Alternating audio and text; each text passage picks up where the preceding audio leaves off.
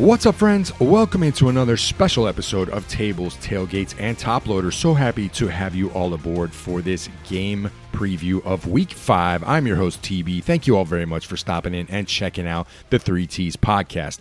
A lot to get to preview this Bills versus Patriots game, so let's dive right in. What I want to start with, because I missed the podcast this week and I apologize, I want to start with a quick review of Game 4, Week 4 versus the New Orleans Saints. So what do we want to talk about with this game? How are we feeling, Mafia, after this game? Well, the only thing I can come up with is yuck.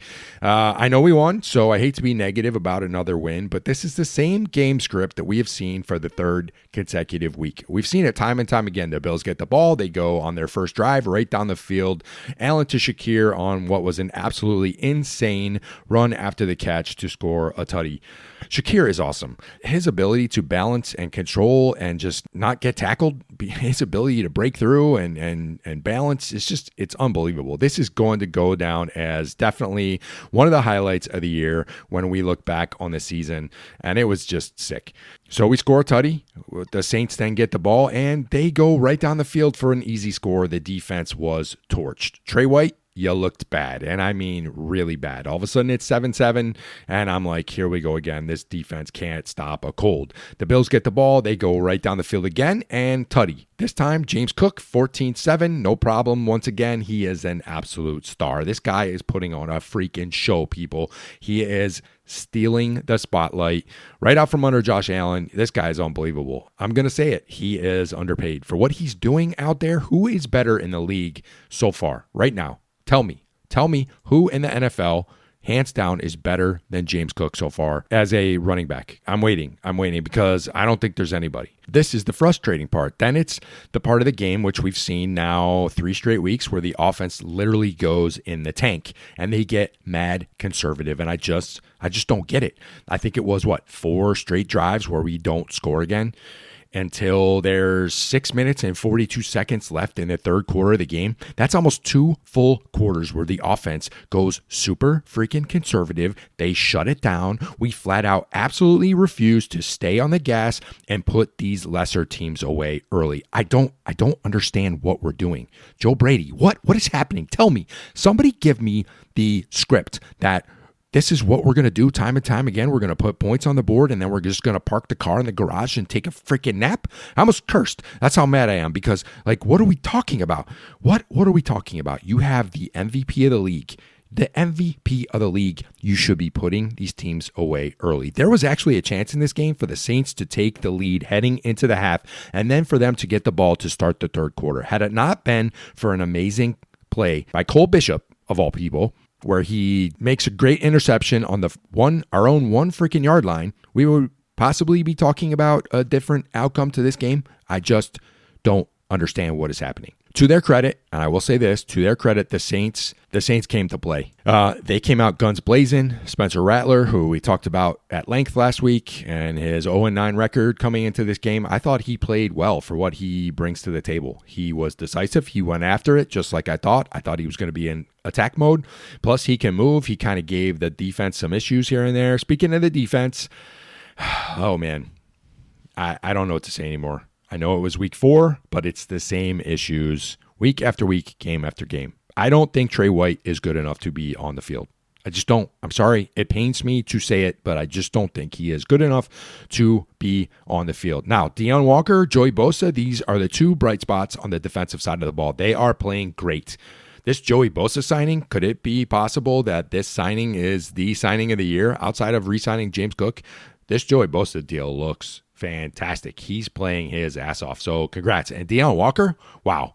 Tip of the cap to you. You 2 guys are bringing it. The rest of you, I don't know what you're doing. Taylor Rapp infuriates me. He frustrates me. I just don't know. It's not good. It's not good right now. I keep hoping this defense is going to improve as guys come back. I have said it each and every game preview we have done.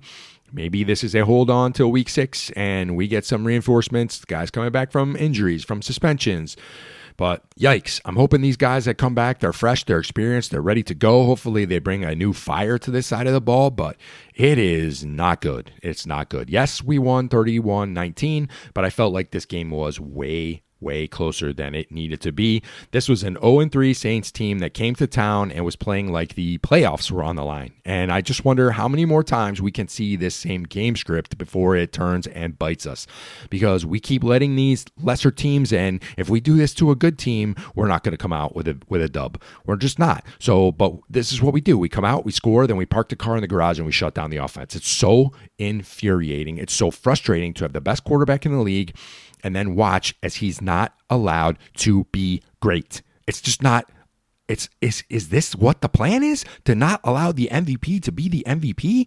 It's like we have a game manager until maybe the playoffs roll around, and then we're going to unleash the beast. I don't know what we're doing.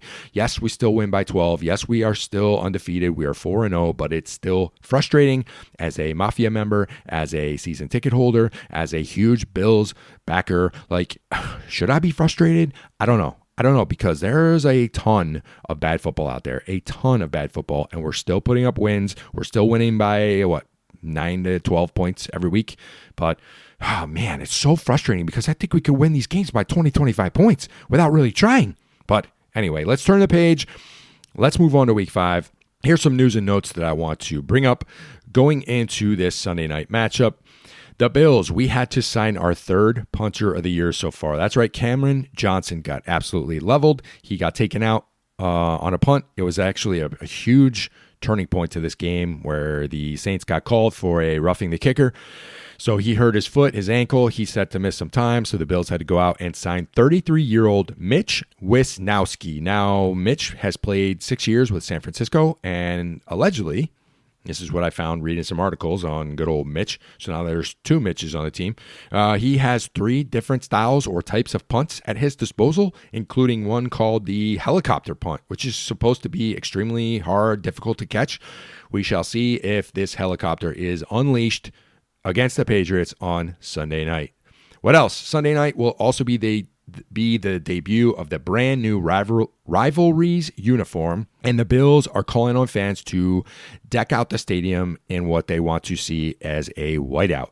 It's an 8:20 kickoff. They're encouraging everyone to dress from head to toe in white gear, whether it's pants, shirts, hats, whatever. They're going to be handing out white towels to everyone entering the stadium. They want this whiteout look to be taken over the stadium because allegedly they are changing some of the visuals inside the stadium. So your flags, your padding, they're going to go complete white decor and adding the fan participation to this. It's supposed to look awesome. I think it's going to be looking great inside the stadium and on TV with the lights on. Can't wait to see it. Super excited about it.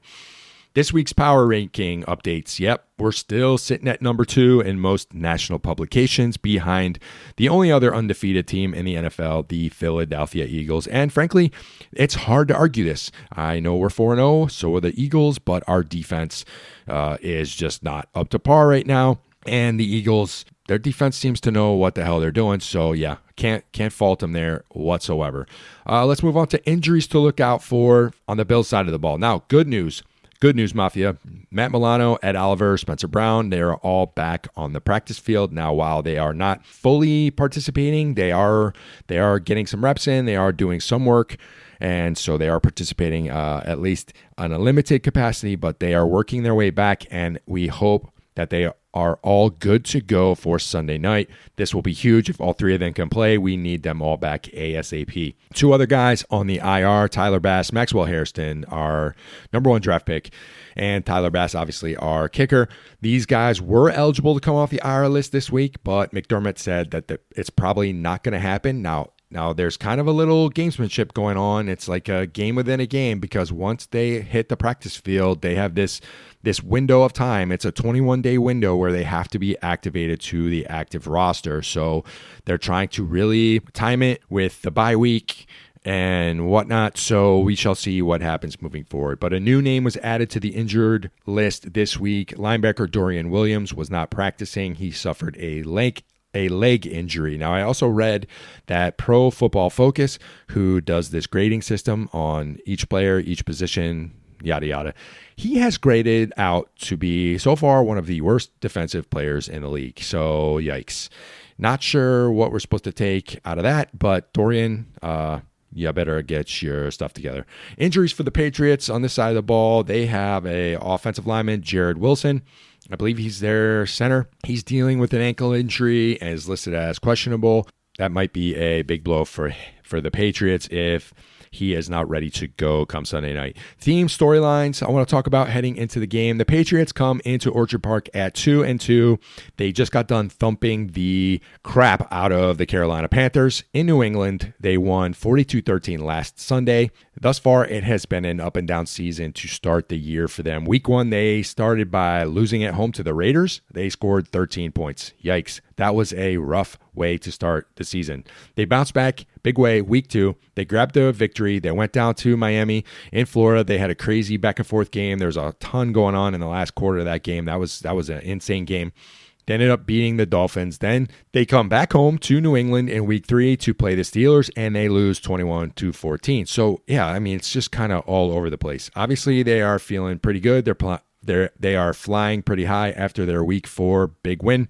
But this is going to be a totally different animal for them to take down this week on the road in Orchard Park. This is also going to be the return of Stephon Diggs to Buffalo with his new team, the Patriots, and he's coming off a pretty solid game. He played pretty well against the Panthers. He had about 101 yards, and it's going to be interesting that the type of reception Diggs gets, not only back in Orchard Park, but it's national TV, his old stomping grounds. Many fans, towards the end of his tenure there before the big trade, many fans thought that he was wearing out his welcome in old Buffalo. So there's probably going to be a big section of the stadium, if not the whole stadium, that's probably not going to be too kind to him as he takes the field come Sunday night. So what else? Drake May, he's played pretty well. This is his second season that he's playing in the league. He was a rookie for them last year. So far, not bad at all. 91 for 123 through the air for 988 yards. He's got 7 passing touchdowns, 2 pickles. He's been sacked 13 times, so he does tend to hold on to the ball, and he's lost 1 fumble. Rushing, he can bring a little bit to the field with his legs. 24 attempts for 98 yards. Now, he's not Lamar or he's not Justin Fields with his legs, but he can move around a little bit. He can cause a few issues, especially for a defense like the Bills that has seemed to be lost at times. The teams last met in Sunday Night Football way back, November 18th, 2007. The Patriots, this was a doozy. They crushed us 56-10. This was a drubbing in Buffalo. Yeah, not good. Now, the Patriots have a 9-2 overall record against Buffalo in primetime games. They are 5-1 against us on Monday night. Not good at all. 4-0 in Sunday Night Football, and they have lost their only game against us on Thursday Night Football. Now, to be fair, most of these games were with Tom Brady at the helm. So, yeah, they kicked our ass for 20 years. Congrats. But it's time that we try to even this record back up towards 500. It's time to just keep beating the snot out of them. This week will be the 132nd meeting between the Bills and the Patriots. The Patriots, obviously, with most of this being with Tom Brady, they hold the all-time edge in the series. They have 79 wins to 51 losses and 1 tie in this series. And last year we split. The Patriots lost in Buffalo 24-21 on December 22nd. And 2 weeks later, they beat Buffalo in the season finale 23-16. And I know we played a lot of our backups during that game. So let's look at some X factors coming into this game. Yeah, I'm coming right at you, cornerbacks. You're first up on my X Factor list. I'm starting with the Bills secondary. Trey White, I've already said it. He was bad. He has looked old. He has looked slow. I hate to say it because I don't want to talk bad about him, but I just don't think he should be playing right now. I'd rather take my chances with Dorian Strong. I know he's younger. He's faster. Yes, he has a whole hell of a lot less experience, but I don't care at this point. Trey is getting torched. He's getting holding penalties called on him. He's just like, I don't know what he brings to the table other than experience, but if you're getting dog walked constantly, like what good does that experience do? So I'm just to the point now. Let's see what Strong brings to the table until Hairston can get back and ready to roll. Drake May, he can get after it, and he can start slinging it around. So this cornerback unit, this secondary unit, we need to be ready to go. This offense, I think they can put up points.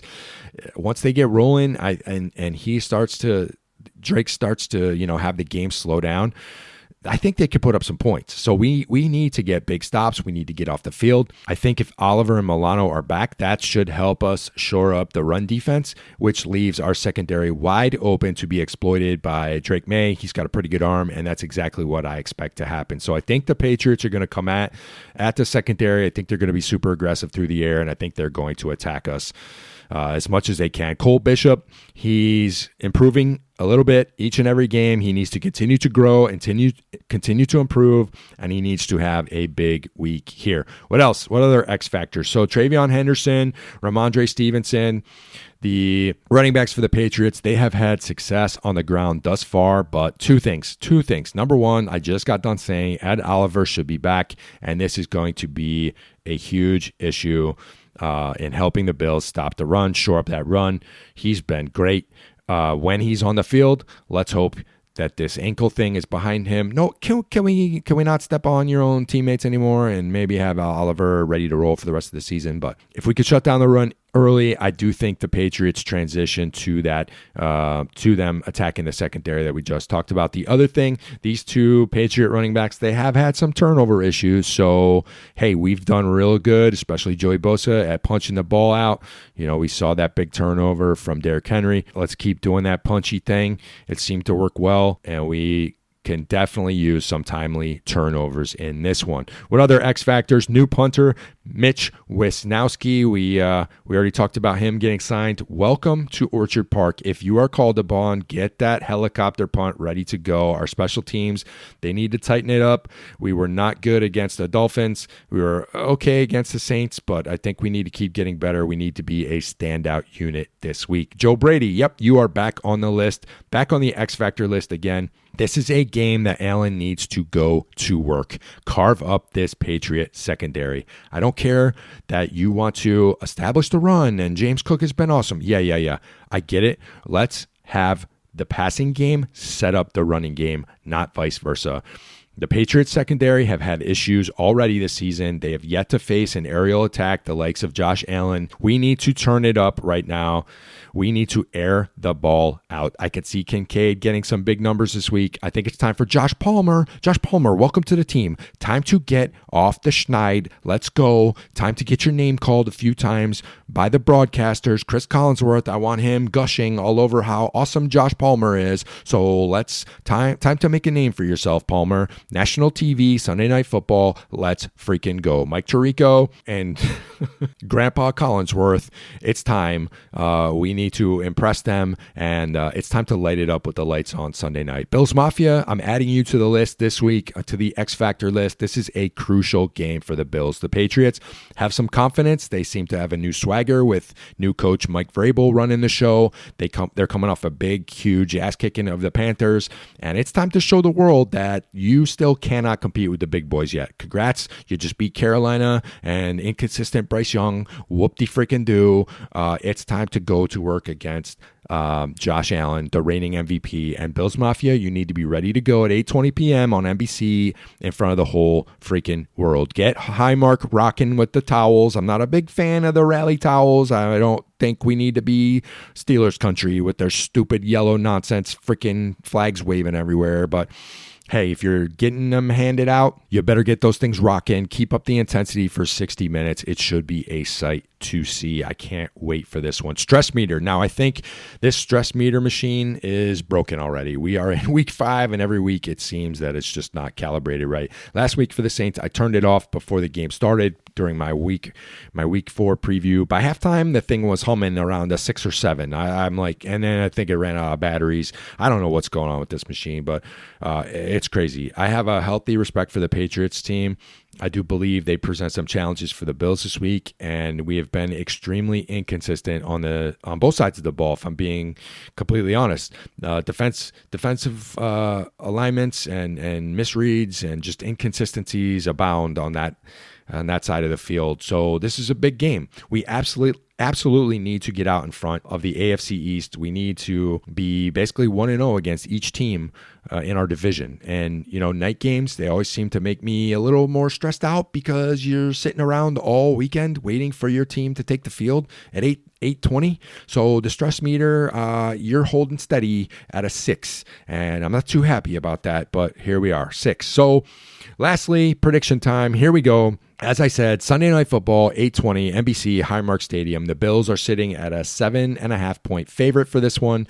They are debuting these absolute fire rivalry uniforms. If you all haven't seen this, go get your hands on one because I love the way these things look. I can't wait to see how they shine under the lights. It's going to be awesome. I'm hoping that the fans show up for this whiteout effect and it's going to look sick. I can't freaking wait. I think the Bills will win, but I think it's going to be tough with a lot riding on this game with an unbeaten streak at stake. I think the Bills find a way to sneak this one out, but I do think it's going to be a shootout. I think we win 42-38. I don't think we cover the points, but take them to win outright. 42-38. Bring our record up to 5-0 before a Monday night away game in Week 6 on the road in Atlanta against the Falcons. So there you have it, folks. Thanks for checking out this Week 5 game preview of Bills versus Patriots. I hope you have enjoyed it. I will be back next week with a brand new episode of Tables, Tailgates, and Top Loaders. As always, help your boy out by sharing, liking, subscribing, leaving me a positive review. Share it with somebody you know, especially Bills Mafia, for these game previews. Every little bit helps me out. I appreciate you all very, very much. So until next time, whether it's ripping packs, breaking tables, or dropping elbows, keep doing what you love. And as always, go Bills.